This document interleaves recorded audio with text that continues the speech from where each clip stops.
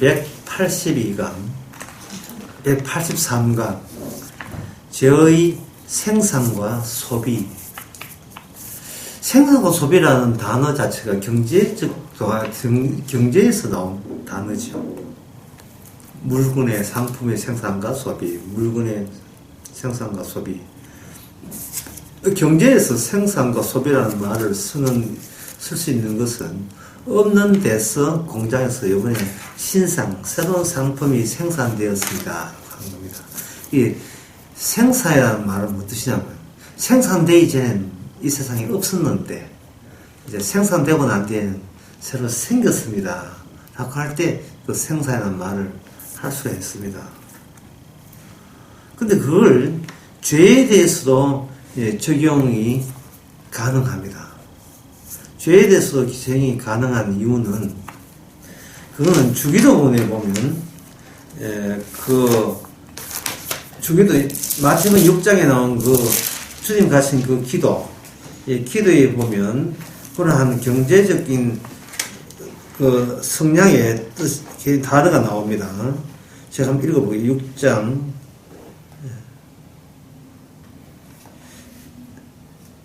우리 일용할 양식을 6장 12절에 보면, 우리가 우리에게 죄진 자를 사해 준 같이 우리의 죄를 사하여 주옵시고 라는 대목이 나와요.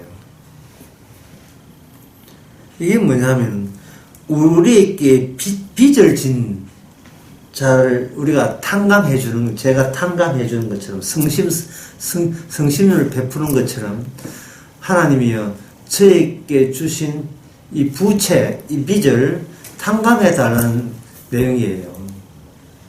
이건 경제 용어죠. 경제 용어로 그걸 빚을 다른 말로 하면 얼마나 부채라 하지 않습니까? 부채.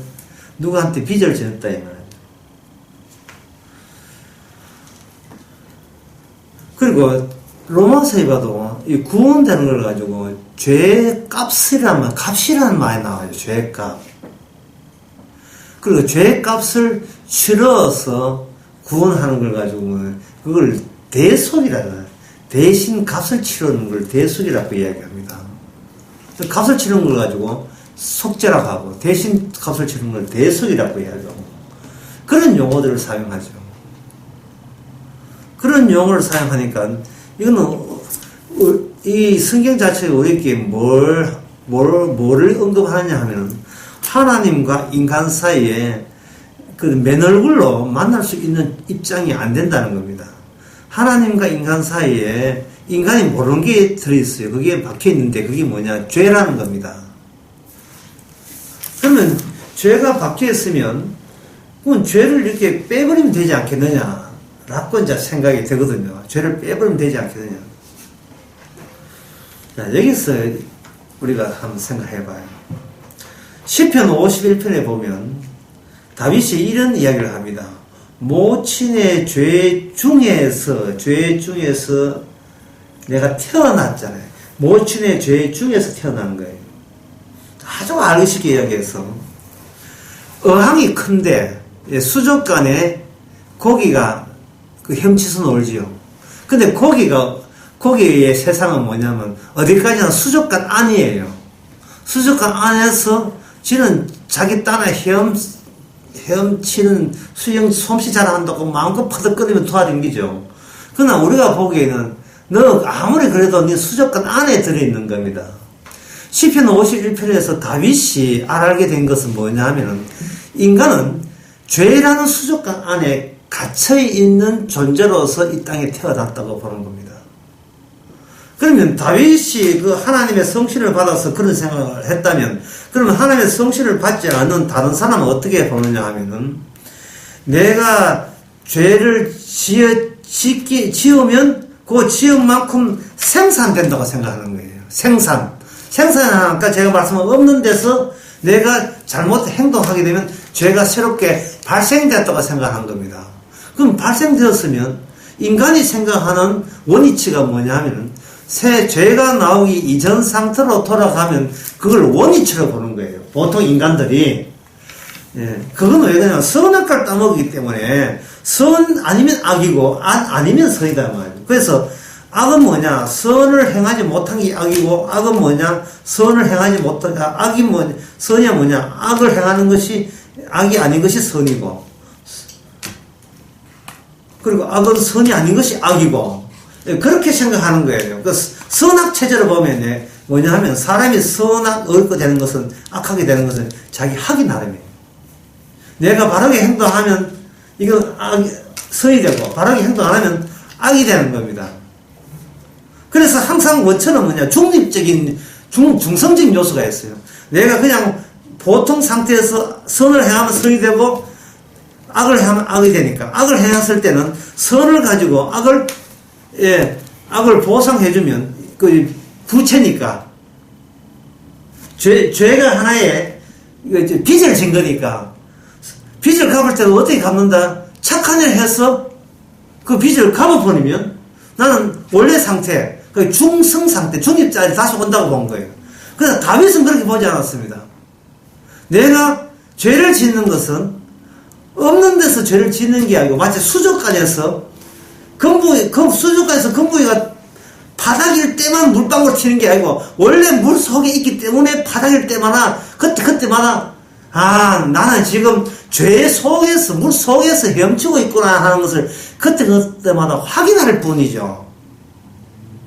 이 다윗이 알게 된 것을 가지고 뭐냐? 다윗 언약이라고 하는 건 다윗 언약. 그리고 예수님은 어떤 환경을 염두에 두고 오시냐 하면 다윗 언약을 염두에 두고 이 땅에 오신 거예요.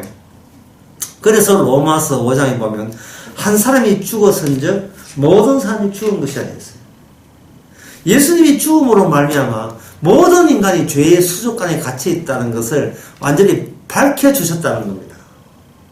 밝혀주신 거예요.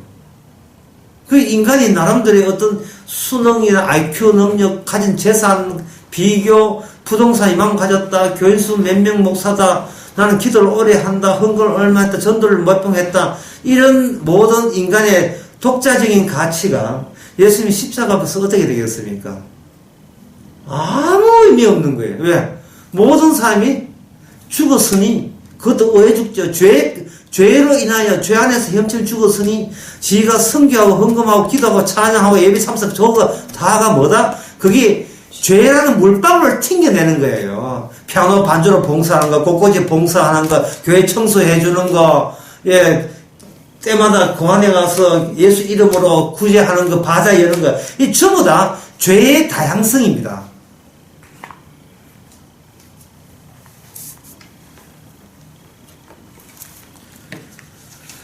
예수님께서 기도를 이야기할 때 인간들이 익히 아는 그 기도 내용을 그대로 이야기했어요. 내한테 죄의 값을, 죄 지은 값을 치르듯 내가 남에게 빚을 탕감해 주듯이 저희 죄도 탕감해 주세요. 라고 이렇게 하죠. 근데 그 의식이 그러한 기도에 대해서 기도가 성립되려면 죄 지은 게 있어야 되거든요. 죄 지은 게. 죄라는 게 규정이 된단 말이죠. 내가 이런 남한테 이런 빚을 졌구나, 이런 부채를 졌구나, 그게 있어야 되는데, 그 판정을 누가 하느냐 하면은, 보통 사람은 본인들이 해요. 본인들이. 그러면 예수님께서는 십자가 주기도문 이야기하고 그냥 하늘로 주기도문 잘 알고 있지, 기억하고 있지, 예. 그럼 나는 간다. 그 주기도문 잘 지켜서 천국 온다라 이랬습니까? 아니면 십자가로 갔습니까? 십자가 갔을 때 뭘 들고 가냐? 십자가 주기도문 내용을 질질 끌고 텔랑텔랑 끌고 가시는 거예요. 십자가에는 예수님이 남긴 모든 말씀은 다 끌고 십자가에 가지고 가는 겁니다. 가지고 주기도문에 대해서 언급했다는 것은 그게 지킬 위인이 있다는 말이 아니고 내가 하는 말에서 너희들은 오해할 수밖에 없는 거예요. 죄에 대해서 죄를 부채로 여길 때에 인간들이 알고 있는 그 부채, 행동을 잘못했을 때 부채 아니고 근원적인 부채가 있어요. 근원적인. 그걸 제가 아까 수족관에 난 예를 들은 겁니다. 이 근원적인, 그래서 예수님이 십자가 죽으면서 돌아가시면 다 이루었다 하는 것은 결국 뭐냐 하면은 어느 누구도 수족관에서 스스로 수족관 바깥으로 나올 수 있는 그런 고기가 아니에요. 어느 누구도 그런 고기가 되지를 못합니다. 그럼 어떻게 합니까? 수족관 물 다 따라내야죠. 죽어가지고. 죄를 그 죄만 그 근원적인 우리가 어떻게 이것도 죄냐 할 정도로 아직까지 우리가 아직 모르는 죄가 너무나 많으면서 바다 출렁이듯이 우리에게 차고하는 그 모든 것을 주께서 십자가 피로 성도한테는 쭉 불러서 그 안에서 이미 죄의 값을 치른 그 자들이 뭐냐 하면 주기도 우리에 해당돼. 우리 하늘에 계신 우리 아버지 할 때 그 우리의 새롭게 우리로 등장되는 그게 주님의 백성이 되는 겁니다. 그래서 주기도문 내용은 바로 십자가를 경유해서 다시 해석해야 돼요. 복음으로 다시 해석해야 됩니다.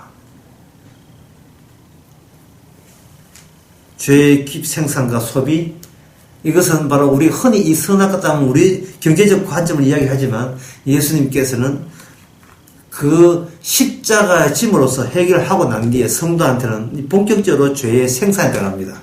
네 대신 내가 치러야 될 죄에 대해서 성도님은 평생을 통해서 새롭게 그 죄의 깊이를 알면 알수록 주님에 대한 감사가 더욱더 더 높아지겠죠.